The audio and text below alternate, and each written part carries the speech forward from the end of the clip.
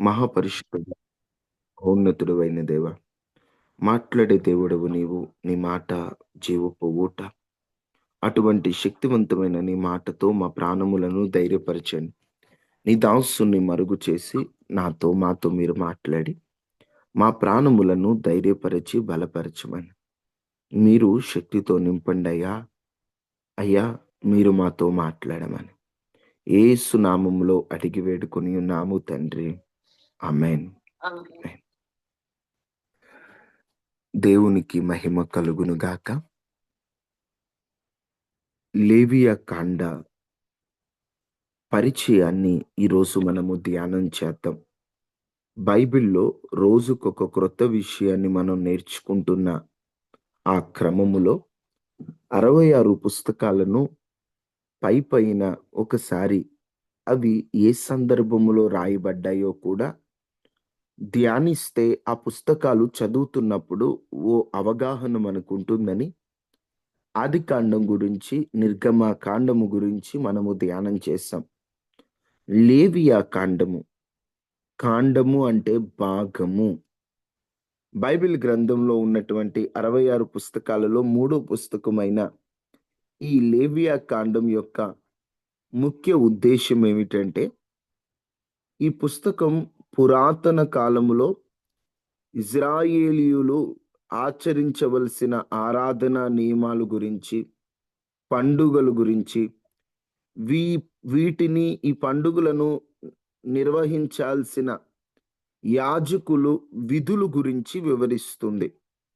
ఏవేవి చెబుతాయి లేవియా కాండములో అంటే ఆరాధనా నియమాలు, పండుగలు, వీటిని ఎలా నిర్వహించాలి, యాజకులు ఎలా ఉండాలి అనేటువంటి విషయాల గురించి ఈ లేవియా కాండంలో లేవీయులకు చెప్పిన కొన్ని మాటలు కాబట్టి లేవియా కాండము.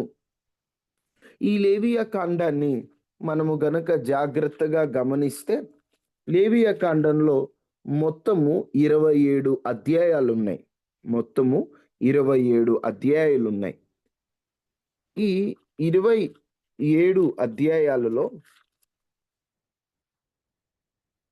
ఈ 27 అధ్యాయాలను గనక మనం గమనిస్తే మొదటి అధ్యాయము నుండి 7వ అధ్యాయం వరకు బలులు, అర్పణలు, అసలు బలులు ఎలా అర్పించాలి, ఏ ఏ సందర్భాలలో ఎలా అర్పించాలో ఆ బలులకు సంబంధించిన నియమాలు, బలులు గురించి 7 అధ్యాయాల్లో రాయబడి ఉంటాయి.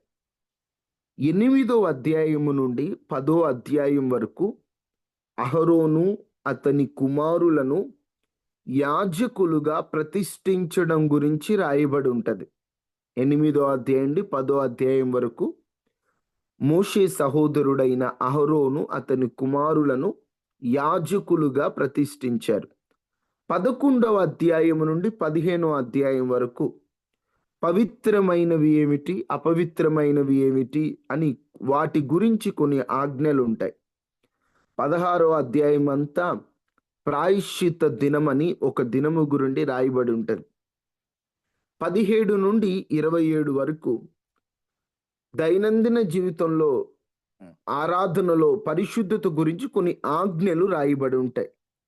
కొన్ని లేవీయులకు చెబుతారు, కొన్ని ఇజ్రాయేలు ప్రజలు ఎలా ఉండాలో వారికి చెప్పడం, ఆరాధన నియమాలు, బలుల నియమాలు, ప్రాయశ్చిత్త దినం, వీటన్నిటి గురించి లేవియా కాండంలో రాయబడి ఉంటాయి.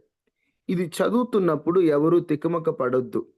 ఆనాటి కాలములో వారు ఎలా బలులు ఇవ్వాలో, వారు ఎలా ఉండాలో కొన్ని ఆజ్ఞలతో కూడిన విషయాలు ఉంటాయి కాబట్టి ఎవరు తికమక పడవలసినటువంటి పని లేదు.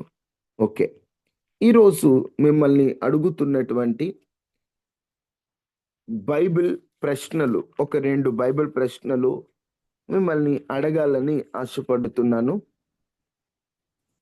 మిమ్మల్ని అడుగుతున్నటువంటి బైబిల్ ప్రశ్న, యోసేపుకి కలిగి ఉన్న మరొక పేరేమిటి?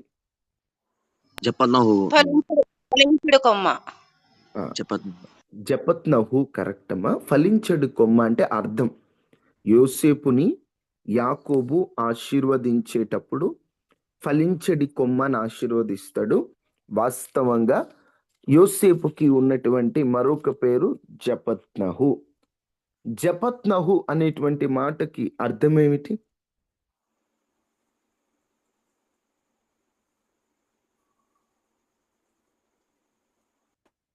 నేను వాక్య భాగాల్లో ఎన్నో సార్లు మీతో చెప్పాను.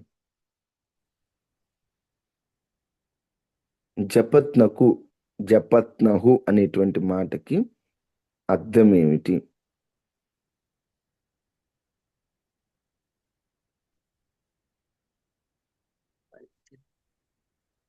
జపత్నహు అనేటువంటి మాటకి లోక రక్షకుడు అని అర్థం వస్తుంది.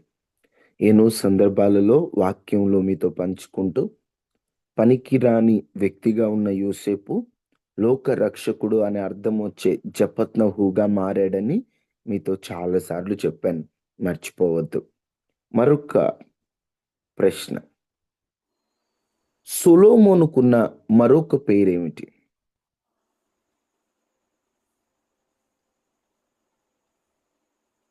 బైబిల్ గ్రంథంలో సొలొమోను రాజు ఉన్నాడు కదా, ఆయనకున్న మరొక పేరేమిటి?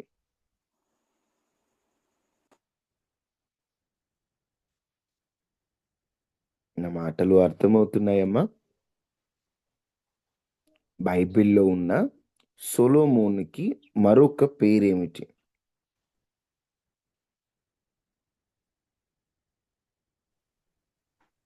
సమాధానం. కాదమ్మా, అర్థం కాదు. 2-3 పేర్లు ఉంటాయి కదా. సొలొమోన్ అనే పేరు మనకు తెలుసు కదా, ఇంకొక పేరు ఉంది. ఆ పేరు జ్ఞానవంతుడు కాదు.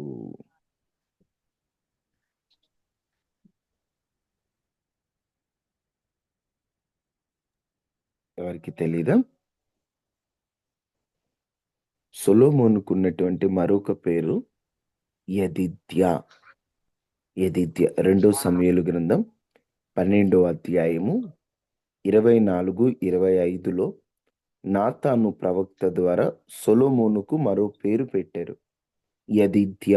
యెదిద్య అనేటువంటి మాటకి దేవుని ప్రియుడు అని అర్థం. యెదిద్య అనేటువంటి మాటకు దేవుని ప్రియుడు అని అర్థం. సరే, మనం ఈరోజు నేర్చుకున్న 2 ప్రశ్నలు. యోసేపుకున్న మరొక పేరేంటి? అందరూ చెప్పాలమ్మా, ఇప్పుడే కదా చెప్పింది. యోసేపుకున్న మరొక పేరేంటి? జపత్నహు. సొలొమోనుకున్న మరొక పేరేంటి? యెదిద్య. జపత్నహు అనేటువంటి మాటకు అర్థం లోకరక్షకుడు. సొలొమోనుకున్న యెదిద్య అనే పేరుకు అర్థం దేవుని ప్రియుడు. ప్రియుడు అని. ఇలాగున రోజుకొక క్రొత్త విషయాన్ని మనం నేర్చుకుందాం. సరే, వాక్యంలోకి వెళ్ళిపోదాం. నిన్నటి రోజున మనము ధ్యానించినటువంటి అంశం ఏమిటంటే, దేవునికి ఎంత దగ్గరగా బ్రతకాలనుకుంటున్నా, దేవునితో అన్యోన్య సహవాసం చేయాలనుకుంటున్నా, ఆ అన్యోన్య సహవాసం నేను ఎందుకు చేయలేకపోతున్నాను అనే ఒక ప్రశ్న మన మనసులో ఉంటుంది. బాగా దేవునికి దగ్గర అవ్వాలి, దేవునిలో ఉండాలి, ప్రార్థనలో ఎదగాలి, మంచి స్థాయిలోకి రావాలని ఆశపడుతున్న ఆశ అడియాశగా మారిపోతుంది. నిరాశలోకి వెళ్ళిపోతున్నాం, అర్థం కాని తికమకలోకి ఉంటున్నాం. ఏంటి నాకు ఈ పరిస్థితి అనేటువంటి ఓ కన్ఫ్యూజన్లో మనిషి ఉండడానికి కారణం ఏమిటి? దేవునికి దగ్గర అవ్వాలనుకుంటున్న మనిషి ఎందుకు దేవునికి దగ్గరగా బ్రతకలేకపోతున్నాడో 2-3 విషయాలు మనము ధ్యానించే ప్రయత్నం చేద్దామని నిన్నటి రోజున అనుకొని మొదటి మాటనే నిన్నంతా ధ్యానం చేశాం. ఏమిటా మొదటి మాట అంటే, చాలా మంది దేవునికి దగ్గర అవ్వలేకపోవడానికి కారణం భక్తిహీనులు ఆశీర్వదింపబడడం, దుష్టులు క్షేమంగా ఉండటం. వారిని చూసినప్పుడు వాళ్ళు లోకంలో తిరుగుతున్నారు, విగ్రహాల వెంట తిరుగుతున్నారు, విచ్చలవిడి బ్రతుకులు బ్రతుకుతున్నారు, పాపము బాగా చేస్తున్నారు, వారేమో సంతోషంగా ఉన్నారు. నేనేమో దేవుడు, భక్తి, ప్రార్థన, దేవుని సన్నిధి, పరిశుద్ధత, నీతి, మారు మనసు అంటూ నేనేమో బాధపడుతున్నాను, వారేమో సంతోషంగా ఉన్నారు. అందుకే మారకుండా బాగుండేది నేను కూడా. అందుకే దేవుళ్ళలోకి రాకుండా బాగుండేది. దేవుళ్ళలోకి వచ్చిన కాడి నుంచి ఇంకా మా కష్టాలు ఎక్కువైపోయినాయి, ఇంకా మా బాధలు ఎక్కువైపోయినాయి, ఇంకా మాకు సమస్యలు ఎక్కువైపోయినాయి అని లోపల ఓ చిన్న అవిశ్వాసం నిన్ను దేవునికి దూరం చేస్తూ ఉంది. ఆసాప్ అనే భక్తుడు కూడా అలాగునే అనుకున్నాడు. అసలు నేను చేతులు కడుక్కొని ఉండుట వ్యర్థమే, నా హృదయమును శుద్ధి చేసుకున్నట్ల వ్యర్థమే, వాళ్ళు దుష్టులు చూడు ఎంత బాగున్నారో అని కొన్ని మాటలు అనుకున్న తర్వాత ఒకసారి దీని గురించి ఆలోచిస్తూ దేవుని సన్నిధిలోకి ఆయన వెళ్ళాడు. దేవుని సన్నిధిలోకి వెళ్ళి ఆయన ఆలోచిస్తున్నప్పుడు ఆయనకు ఒక ఆలోచన వస్తుంది. అరే, ఇప్పుడు వీళ్ళంత సంతోషంగా ఉన్నారే, అంతములోకి వెళ్తే వారి పాదములు జారుటకు కొంచెమే తప్పాను. అంటే వారు నాశనం అవుతారు ఒక రోజున. అప్పుడు ఈయన అనుకుంటాడు, ప్రభువా, వాళ్ళు పాదములు జారుట కొంచెమే తప్పిందయ్యా, ఈరోజు వాళ్ళు సుఖంగా ఉన్నా ఒకరోజు వారికి నాశనం వస్తుంది. ఈరోజు నేను బాధపడుతున్నా, ఒకరోజు నాకు ఆశీర్వాదం వస్తుంది. వారి ముగింపు, వారి అంతము శాపభరితంగా మారితే నా ముగింపు ఆశీర్వాద ఆశీర్వాదకరముగా, ఆశీర్వాదమయముగా నా జీవితం ఉండబోతుందని భక్తుడు చివరికి చాలా సంబరపడి, అయ్యా, నేను చాలా తెలివిలేనోడిని అయిపోయానయ్యా, నిజంగా నాకు ఎన్నో నువ్వు ఇచ్చావు, వాటిని నేను చూడకుండా నాకు ఇవ్వని వాటి వైపు నేను చూస్తున్నాను.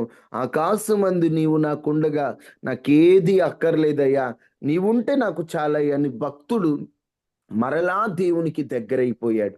ఈరోజు నువ్వు కూడా కొందరిని చూస్తూ చూడు, పనికిమాలినోళ్ళు బాగుంటున్నారు, వాళ్ళు బాగుంటున్నారు, వాళ్ళు సంతోషంగా ఉంటున్నారు అని దేవునికి దూరం అవ్వద్దు. ఒక మాట చెప్తాను, గుర్తుపెట్టుకోండి.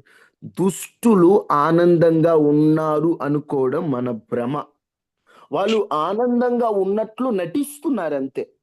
వారికి ఏదో డబ్బులు వచ్చేస్తున్నాయేమో, కానీ వారికి మనశ్శాంతి లేదు, వారికి ప్రశాంతత లేదు. లోపల ఎంత మనస్సాక్షి అనేది ఒకటి ఉంచాడు కదా. ఎంత వాళ్ళు కాని దాన్ని తెచ్చుకున్నా, ఎంత తప్పులు చేస్తున్నా మనస్సాక్షి వారి నిద్ర పట్టనివ్వదు తెలుసా. అన్యాయంగా లంచం తీసుకొని తప్పుడు పనులు చేశారండి, పోలీసులు పట్టుకుంటారన్న భయం ఉంటదా? ఉండదా? ప్రశాంతంగా నిద్రపోతాడా? ఇది చెప్పండి. ప్రశాంతంగా ఉండగలడా? పాపములో ఆనందం ఉందనుకోవడం మన భ్రమ. మనం అనుకుంటాం వాళ్ళు భలే సంతోషంగా ఉన్నారని. వాళ్ళు సంతోషంగా ఉన్నట్టు నటిస్తారు అంతే. వాళ్ళకి అన్నీ వెంటనే జరిగిపోతున్నాయి, మాకెందుకు జరగట్లేదంటే వాళ్ళు అన్యాయం చేస్తారు కాబట్టి వారికి వెంటనే జరుగుతాయి, కానీ అంతము నాశనంగా ఉంటది. ఈరోజు నీ పరిస్థితి బాలేదు, నీ కష్ట సమయం ఎక్కువైపోతుంది, నువ్వు ఇంకా బాధల్లో ఉన్నావని దేవునికి దూరం అయిపోవద్దు. వాళ్ళు బాగుంటున్నారు, మేము ఇలా అయిపోతున్నామని అన్యాయంగా సంపాదించిన ఏ రూపాయి ఉండదు. నువ్వు దేవుని నమ్ముకున్న తర్వాత దేవుని మీద ఆధారపడుతున్నావు, నీ కష్టం మీద ఆధారపడుతున్నావు, దేవుని మీద సంపూర్ణ విశ్వాసం ఉంచు, తరువాత బాగా కష్టపడు. ఈ రెండూ చేయి, ఖచ్చితంగా దేవుడు నిన్ను ఆశీర్వదిస్తాడు. అంతేకాని ఈ రెండూ చేయకుండా వాళ్ళు చూడు, వీళ్ళు చూడని అటు ఇటు చూసుకుంటూ ఉన్నావు అనుకో, ఎప్పటికీ నువ్వు ఆశీర్వాదం పొందలేవు, ఎప్పటికీ మంచి పొజిషన్లోకి రాలేవు. నువ్వు మంచి పొజిషన్లోకి రావాలంటే అందరి వైపు చూడటం మానేసి దేవుని వైపు చూడు. వాళ్ళు ఇలా ఉన్నారు, వీళ్ళు, ఎవరి జీవితం వారిది. దేవుడు ప్రతి ఒక్కరిని ఒక సపరేట్గా సృష్టించాడు. దేవునికి ఒక్కొక్కరు ఒక్కొక్క స్పెషల్. అందరూ వేలు ముద్రలు, ఇంతమందిలో ఎప్పుడు ఒకరివి మరొకరికి మ్యాచ్ కాల. వేరు వేరుగా దేవుడు అందరిని సృజించినప్పుడు నీవు ఒక స్పెషల్ దేవుని దృష్టిలో. వాళ్ళలాగా నన్ను దీవించు, వీళ్ళలాగా కాదు, వాళ్ళలాగా వాళ్ళు చూడు, నిన్ను నిన్నులాగా నువ్వు దీవించబడాలని కోరుకోవాలి. వాళ్ళ వైపు వీళ్ళ వైపు చూస్తూ దేవునికి దూరం అయిపోవద్దమ్మా. దేవునికి దూరమై మనం సాధించేది ఏమీ లేదు. దుష్టులు బాగుపడతారు. మనమేంటి, బైబిల్లోనే ఉంది. నిన్న మీకు చెప్పాను, చక్రవర్తులుగా ఉన్నవారు, రాజులుగా ఉన్నవారు, ఏలేటువంటి వారిగా కనిపించేవారు, వారు లోకస్తులే. బైబిల్లోనే ఉంది, వారు లోకస్తులే, కానీ వారికి మనశ్శాంతి లేదు.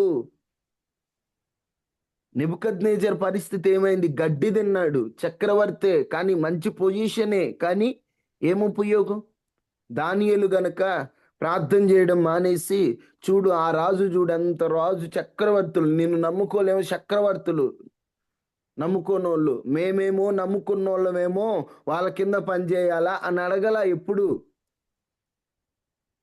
యోసేపు ఉండి, ఇదిగో నేనేమో చెరసాల్లో ఉండాలి, వాళ్ళు చూడెట్టున్నారని ఎప్పుడు ప్రశ్నించలా. దేవా, ఏ స్థితిలో నువ్వు అనుమతించినా నీ చిత్తమేనయ్యా, నీ ఇష్టమేనయ్యా, నీకు నచ్చినట్లే నేను ఉంటానయ్యా, నువ్వు కోరుకున్నట్టే నేను ఉంటానయ్యా అని దేవుని వైపు చూస్తూ పరుగులెత్తారు. కానీ ఒకరి వైపు చూస్తూ ఎప్పుడూ కూడా భక్తులు ఎప్పుడూ అలా ఉండలేదండి. అందుకే వారు ఆశీర్వదింపబడ్డారు. మనం వాళ్ళ వైపు వీళ్ళ వైపు చూస్తూ మనం దేవునికి దూరం అయ్యే స్థితిలో ఉండకూడదు. అది మొదటి కారణం. 2, చాలా మంది దేవునికి దూరం అయిపోవడానికి ఓ కారణం ఏమిటంటే, అనుకున్నవి అనుకున్నట్టు జరగకపోవడం. అనుకుంటున్నారు కొన్ని, బ్రదర్ నేను అనుకున్నానండి, కానీ నేను అనుకున్నవి అనుకున్నట్టు జరగట్లేదు, అందుకే నేను దేవుడికి దగ్గర అవ్వలేకపోతున్నా. ఏది అనుకున్నా అనుకున్నదొకటి, జరుగుతున్నదొకటి అని. నేనేమంటానంటే, అనుకున్నవి జరగట్లేదనే బాధ నీకుంటే, దేవా నాకు ఒక కార్యం చెయ్యి అని అనుకో తప్ప, ఇలా అయితే బాగుండు, అలా అయితే బాగుండు అని ఎక్స్పెక్టేషన్స్ పెట్టుకోవద్దు. ఎక్స్పెక్టేషన్స్, హోప్, ఈ 2 ఇంగ్లీష్ పదాలు మీరు వింటూ ఉంటారు.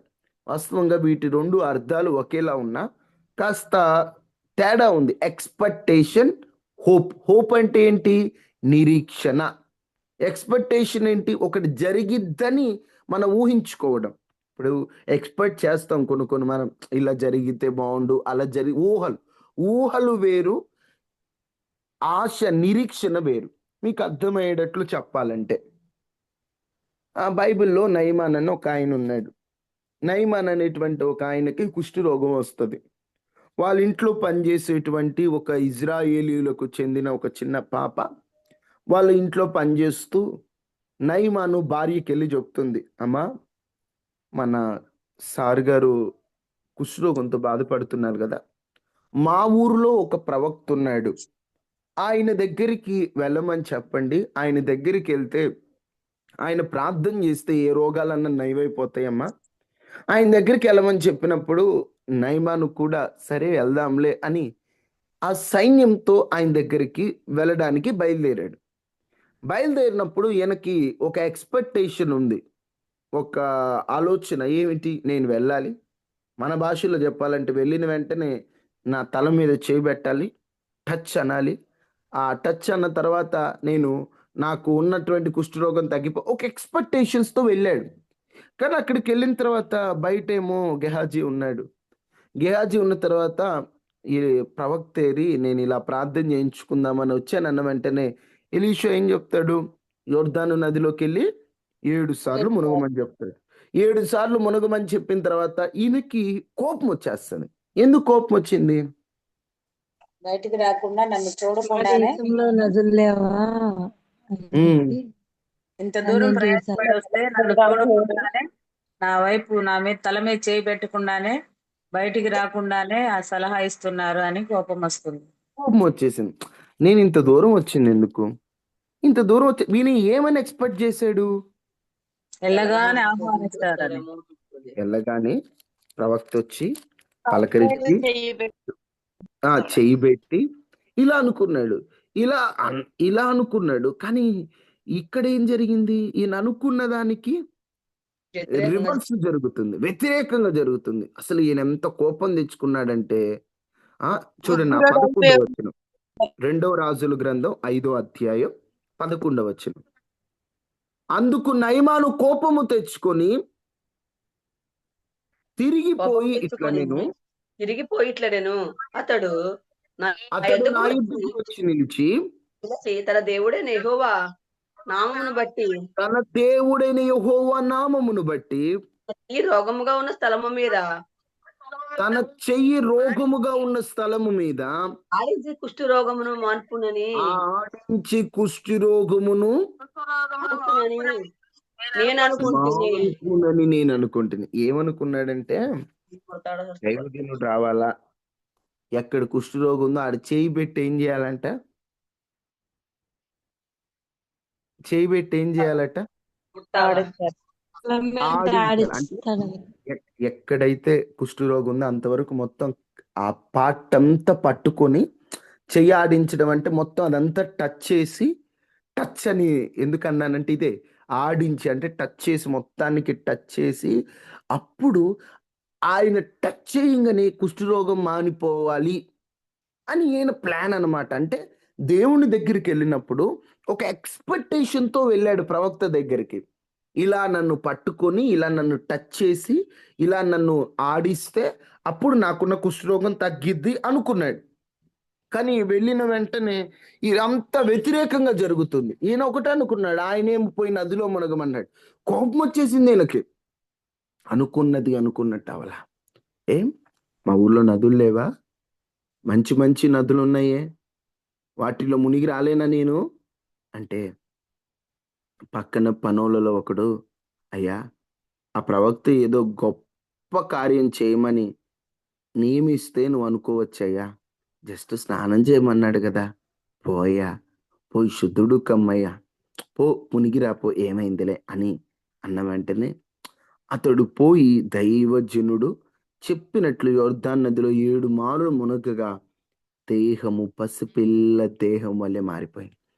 అక్కడ ఇప్పటికీ ఈ కథలో మరుగైపోయి ఒక అన్యుని నోట దేవుని నామం మహిమకరంగా ఆయనను గనపరిచింది ఇద్దరండి. ఒకరెవరో తెలుసా? నయమాను కాలంలో ఉన్న చిన్నది. మరొకరెవరో తెలుసా? రాజు దగ్గర పనివాడు. నయమాను పక్కనున్న దాసుడు. ఆ దాసుడు అంటాడు, నిజంగా దాసుడు అని రాయబడి ఉందండి. దాసుడు అంటే పనోడు. పనోడిగా ఉన్నోడు ధైర్యం తెచ్చుకొని, అయ్యా ఆయన ఏం గొప్ప కార్యం చేయమనలేదు కదా అయ్యా, అయ్యా పోయి మునగమని చెప్పా. అసలు ఆ దాసుడు ఆ మాట చెప్పపోతే ఎట్టుండేదండి పరిస్థితి? ఆ దాసుడు ఆ మాట చెప్పబోతే ఎట్టుండేదో తెలుసా? వెనక్కి వెళ్ళిపోయేవాడు. ఒక్క మాట, దాసుడు ఒక్క మాట ధైర్యం తెచ్చుకొని, అయ్యా పోయి మునుగయ్యా, నా మాటిని పోయి మునుగయ్యా, నువ్వు మునిగితే స్వస్థత పొందుతావు, స్నానం చేసావనుకో అయ్యా శుద్ధుడుగా అమ్మయ్యా. అసలు తన యజమానుడు స్వస్థత పొందాలని ఎంత ఆశపడ్డాడో కదా దాసుడు. ఒక ఎక్స్పెక్టేషన్తో దేవుని దగ్గరికి వెళ్ళాడండి. ఆ దాసుడే లేకపోతే అతడు వెనక్కి వచ్చేవాడు, దీవెన పొందేవాడే కాదు. ఎందుకు ఈ మాటలు చెప్తున్నానంటే, చాలా మంది దేవునికి ఎందుకు దూరం అయిపోతున్నారంటే ఒక ఎక్స్పెక్టేషన్తో వెళ్తున్నారు దేవుని దగ్గరికి. దేవుడు ఇలా చేయాలి, అలా చేయాలి, అలా ఉండాలి, ఇలా నువ్వు అనుకున్నట్లు ఆ దేవుడు ఇట్లానే రావాలి, ఇట్లానే చేయాలి. దయచేసి అలా ఎప్పుడు కూడా దేవుడు నాకు ఇస్తాడు అనుకోవడం హోప్ అండి, నిరీక్షణ. దేవుడు నాకు వాగ్దానం చేశాడు, దేవుడు నాకు ఇస్తాడు, నాకు మేలు చేస్తాడు, అది నిరీక్షణ, అది విశ్వాసం, అది ఉండాలి. కానీ నువ్వు ఒక క్రమం పెట్టుకొని ఆ క్రమమే దేవుడు ఇస్తాడు, ఆ క్రమములోనే జరుగుద్ది అని కోరుకోవడం అది ఎక్స్పెక్టేషన్. దయచేసి క్రైస్తవులు ఎక్స్పెక్టేషన్స్ పెట్టుకోవద్దు. దేవుడు నాకు మేలు చేస్తాడు, నాకు కార్యం చేస్తాడు అని ఉండాలి, అది నిరీక్షణ. ఒక క్రమం పెట్టుకొని ఇలానే చేస్తాడు, ఇట్లానే చేస్తాడు అనుకోవడం మాత్రం మనం ఊహించలేం. ఎందుకంటే దేవుడి కార్యాలు ఎప్పుడు ఒకేలా ఉండవు. ఇజ్రాయేలు ప్రజల ఆకలి అంటే ఏం చేశాడు దేవుడు? అన్నాన్ని కురిపించాడు. ఏలియా ఆకలి అంటే దేవుడు ఏం చేశాడు? మన్నా పంపించచ్చుగా. ఇప్పుడు ఒక ఎక్స్పెక్టేషన్ ఏలియా పెట్టుకుంటే ఏం జరగాలి అక్కడ? మొత్తాన్ని భోజనం లేకుండా ఉండిపోతుంది అంతే. ఇప్పుడు ఎక్స్పెక్టేషన్ ఆ ఏలియా గనక నాకు ఆనాడు మా పితరుల కట మన్నా పడిందంటే నాకు పడాలనుకోలే, ప్రభువా ఏదైనా నన్ను పోషించంతే. ఒక క్రమం నువ్వు పెట్టుకోవద్దు, దేవుడు ఆయన ఇస్తాడు అంతే క్రమం. ప్రతిదీ ఈరోజు మనుషులు ఏంటంటే ఆయనకి అలా జరిగింది నాకు ఇట్లానే జరుగుద్ది ఇట్లా వద్దాలు పెట్టుకోవద్దు.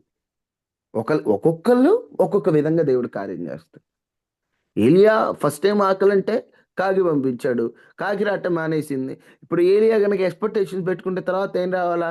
కాకి అయిపోయింది, పౌరం రావాలా. కానీ దేవుడు ఏం చెప్పాడు? పో సారిపత్రి విధవరాల దగ్గరికి పో.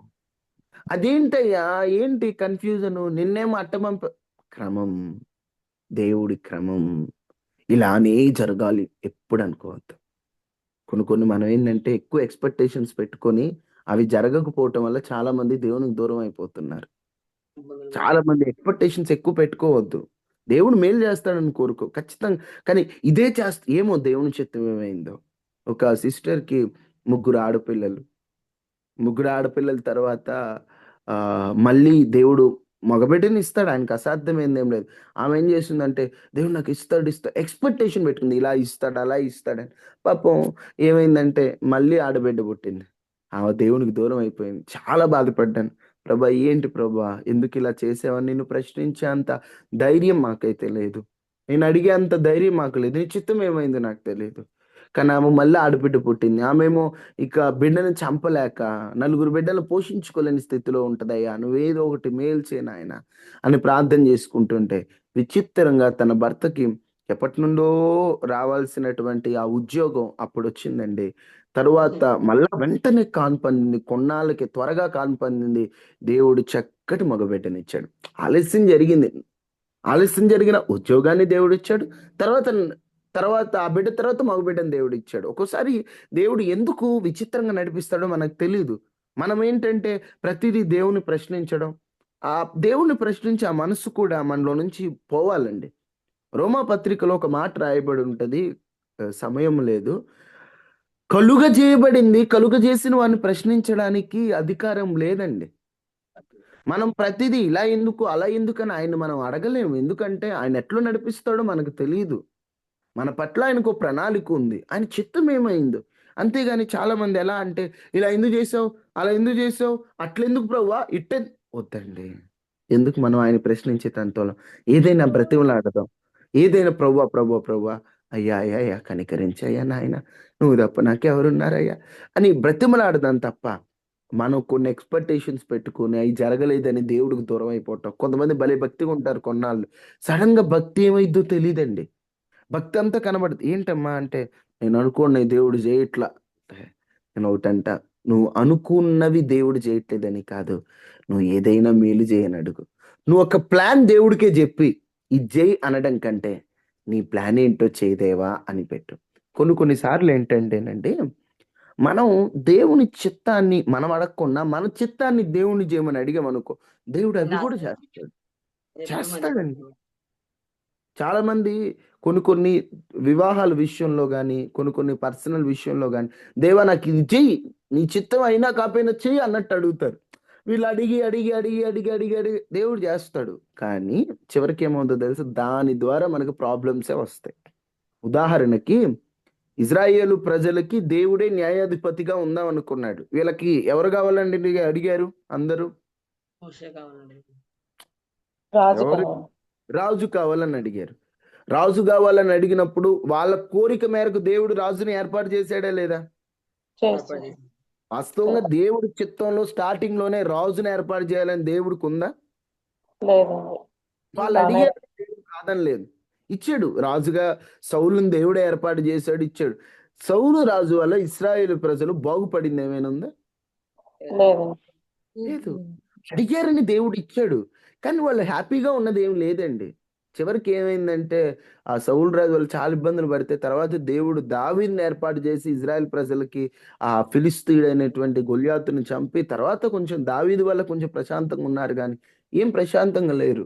కొన్ని దేవుడు ఏంటంటే మనం బాగా ఆయన అడగటం వల్ల ఇస్తాడు, నేను కాదనండి, కానీ వాటి వల్ల మనం హ్యాపీగా ఉండలేం. కొంతమంది వివాహాల విషయంలో కూడా పట్టుబడతారు, నేను ఆ అబ్బాయిని చేసుకున్నా ఆ అమ్మాయిని చేసుకుంటాను, ఉపవాసాలు పట్టుబట్టి దేవుడు ఇస్తాడు. ఇచ్చాక వాళ్ళు హ్యాపీగా ఉంటారా? కొంతమంది అంటారు నువ్వే ఇచ్చావు చూడు ఎట్ట బాధల్లో ఉన్నానంటే, నువ్వు అడిగావా? ఏమని అడిగావు? నాకు అది కావాలని అడిగావు, కానీ అది నీ చిత్తమా అని అడిగావా? ఈరోజు ఒకటే, ఎక్స్పెక్టేషన్స్తో దేవుని దగ్గరికి వెళ్ళొద్దు. మేలు చేయి ప్రవ్వా, నువ్వు నాకు ఏదైనా మేలు చేస్తావు. ఒక హోప్తో వెళ్ళండి. అంటే హోప్ అంటే దేవా నీ చిత్తంలో ఉన్నది నువ్వు ఇస్తావు, నువ్వు ఇష్టమైంది నువ్వు ఇస్తావు నా హోప్తో వెళ్ళండి. ఖచ్చితంగా నీ ఎక్స్పెక్టేషన్స్ మించి ఉంటుంది. ఎక్స్పెక్టేషన్స్ ఒక మాట ఉంటుంది, ఎక్స్పెక్టేషన్స్ కిల్ యువర్ హ్యాపీనెస్ అని. ఎక్కువ ఎక్స్పెక్ట్ చేస్తే అనుకున్నది అనుకున్నట్టు జరగకపోతే బాధపడతావు. అవునా కదా? ఇప్పుడు నేను ఒకటి అనుకున్నానండి, నేను అనుకుంది జరగకపోతే బాధ ఉంటుందా ఉండదా? ఉంటదండి. ఉంటది. అది అసలు నేనంటాను, అసలు ఏవి ఎక్కువ అనుకో మాకు. దేవుడి చిత్తానికి అప్పగిచ్చేసి ధైర్యంగా ముందుకెళ్ళిపో అంతే. ఎక్కువ అనుకోవడం, ఎక్కువ ఊహించుకోవడం. ఈరోజు మనిషి ఖాళీగా ఉన్న దగ్గర నుంచి ఊహల్లో ఎక్కువ బ్రతుకుతున్నాడు.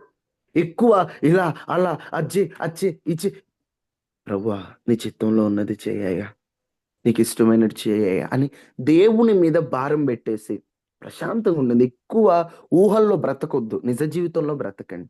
నిజంగా చెప్తున్నా, మీరు ఎక్కువ ఎక్స్పెక్టేషన్స్తో ఉన్నారేమో, ఎక్స్పెక్టేషన్స్ పెట్టుకోవద్దు.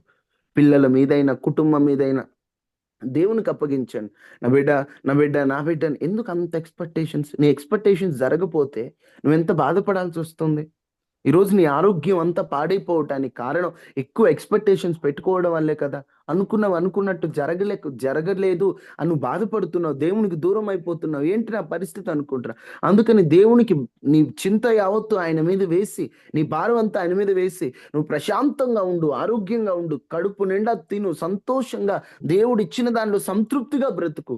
అంతే తప్ప అది ఇది ఇది అది అనుకొని నువ్వు నీ జీవితాన్ని పాడు చేసుకోవద్దమ్మా. ఒక ఎక్స్పెక్టేషన్స్తో ప్రభు దగ్గరికి వెళ్ళొద్దు, ఒక హోప్తో ప్రభు దగ్గరికి వెళ్ళండి. ఒక ఆలోచనతో ప్రభు దగ్గరికి ఇది చేయని వెళ్ళొద్దు, ఏదైనా మేలు చేస్తామని వెళ్ళండి. ఒక ప్లాన్ తీసుకెళ్లి ప్రభు యొద్ద పెట్టొద్దు, నీ ప్లాన్ ఏంటో నాకు చెప్పమని అడగండి. దేవుని చిత్త ప్రకారంగా బ్రతకండి. చాలా మంది దేవునికి దూరం అయిపోవడానికి మొదటి కారణం దుష్టులు క్షేమంగా ఉండటం, భక్తిహీనులు ఆనందంగా ఉండటం అయితే, రెండో కారణం అనుకున్నవి అనుకున్నట్టు జరగట్లేదు అనేటువంటి ఒక బాధ. చాలా మంది దేవునికి దగ్గర అవ్వలేకపోతున్నారు. ఏదైనా దేవుని చిత్తానికి అప్పగించండి, కష్టపడండి. నేను యవనస్తులకు ఎప్పుడు చెప్తుంటాను, కష్టపడండి అయ్యా, కష్టపడండి. పోటీ ప్రపంచంలో బ్రతుకుతున్నాం, కష్టపడండి.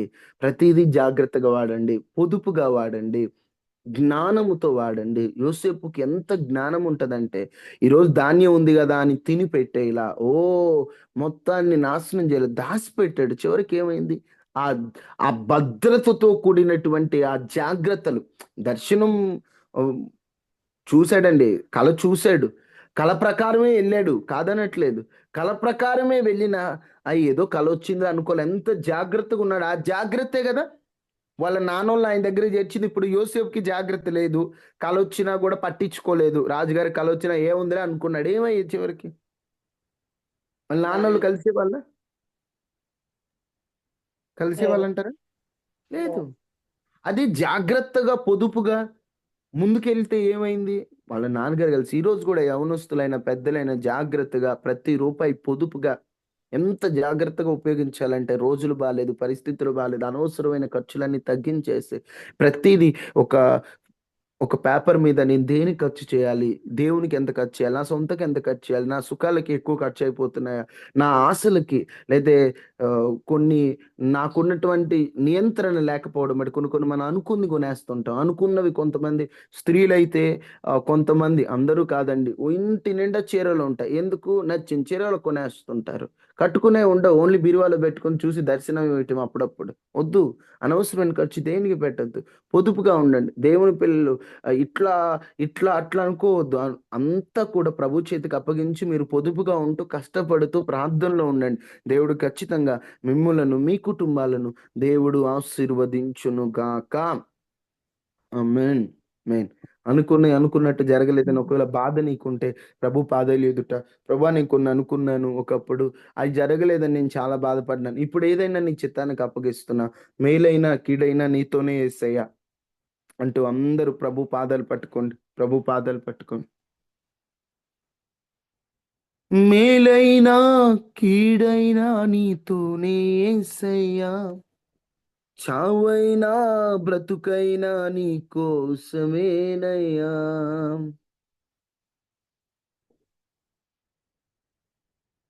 మహాపరిశుద్ధుడ, మహోన్నతుడు అయిన దేవ, నిజమైన దేవుడు నీవేనయ్యా, సజీవుడు అయిన దేవుడు నీవయ్యా. నిజమే, నువ్వు మాతో మాట్లాడుతూ వచ్చావు. కొన్ని మేము అనుకున్నట్టు జరగలేదని ఒక ఎక్స్పెక్టేషన్స్తో నీ దగ్గరికి రావడం వల్ల మేము చాలా బాధలు పడ్డాం. కానీ మేము అనుకున్నట్టు జరగకపోయినా ఏదైనా ఫైనల్లీ మాకు మేలు చేస్తాం. నయమాను కాలంలో కూడా తాను అనుకున్నది ఒకటైతే నువ్వు మరొక కోణంలో నయమానును ముట్టి స్వస్థపరిచి పసిపిల్లల దేహంగా తన దేహాన్ని మార్చి అన్యజనుని నోట నీ నామానికి ఘనత తీసుకొచ్చావయ్యా. తండ్రి, మేము కూడా అయ్యా ఎలా ఉండాలో మాకు మీరు నేర్పిస్తున్నారు. మేము కూడా ఓవర్ ఎక్స్పెక్టేషన్స్తో, ఓవర్ థింకింగ్తో మా జీవితాన్ని మేము నాశనం చేసుకుంటున్నాం. మేము అయ్యా మాకు మంచి ఆరోగ్యాన్ని, వివేచన, జ్ఞానాత్మను మాకు అనుగ్రహించండి. అయ్యా ఒక్కొక్కరు ఒక్కొక్క సమస్యతో ఉన్నారయ్యా. ఈ ఉదయకాలం వాళ్ళ సమస్యలు తీర్చండి అయ్యా. వాళ్ళ రోగాలు స్వస్థపరచండి అయ్యా. వాళ్ళ బాధలు తీర్చండి అయ్యా. వారి సమస్యలు తొలగించండి అయ్యా. కన్నీటిని తొడవండి అయ్యా. ప్రతి ఇంటి చుట్టూ కంచి వేయండి అయ్యా. వైరస్లు, అనారోగ్యాల ప్రమాదాలు దరిచారకుండా కాపాడండి అయ్యా. ప్రతి ఒక్కరికి తోడుగా ఉండండి అయ్యా. మాకు కష్టపడే మనసునివయ్యా. నీ మీద ఆధారపడే మనసునివ్వండి అయ్యా. ఉన్నదాన్ని పొదుపు చేసుకునే మనసు మాకు ఇవ్వండి అయ్యా. అయ్యా తండ్రి, మేము ఎలా ఉండాలో మీరే మాకు నేర్పించండి అయ్యా. మా జీవితం రాబోయే దినాల్లో సుఖ సౌఖ్యాలతో కూడినటువంటి జీవితంగా, నీ మీద ఆధారపడి ఆశీర్వదింపబడిన జీవితంగా మా జీవితం ఉండునట్లు మీరు మమ్మల్ని నడిపించండి అయ్యా. మీరు మాతో మాట్లాడుతున్న మాటలు బట్టి వందనాలు అయ్యా తండ్రి. ఈ మధ్యకాలంలో అయ్యా తండ్రి ఈ వాక్యం ద్వారా మాతో ఎందుకు మాట్లాడుతున్నావు మాకైతే తెలియదు, కానీ మా హృదయ అంతరంగములు ఎరిగి మమ్మల్ని బలపరచండి. ఈ ఉదయకాల ప్రార్థనలో ఉన్న వారందరి పేరును దీవించమని, వారి ప్రయాణాలు, చేతి పనులు అన్నిట్లో తోడుగా ఉండి కృప చూపించమని యేసు శక్తి కలిగిన నామంలో అడిగి వేడుకొని ఉన్నాము తండ్రి. ఆమేన్. తండ్రి అయిన దేవుని ప్రేమ, కుమారుడైన యేసుక్రీస్తు వారి కృప, పరిశుద్ధాత్మ నిండు సహవాసం మనకి మన కుటుంబాలకి ఎల్లప్పుడూ ప్రభు కృప తోడైండును గాక. ఆమేన్. వందనాలయ్యా. అందరికీ వందనాలమ్మా. వందనాలు. అందరికీ వందనాలు. వందనాలమ్మా. వందనాలన్నా.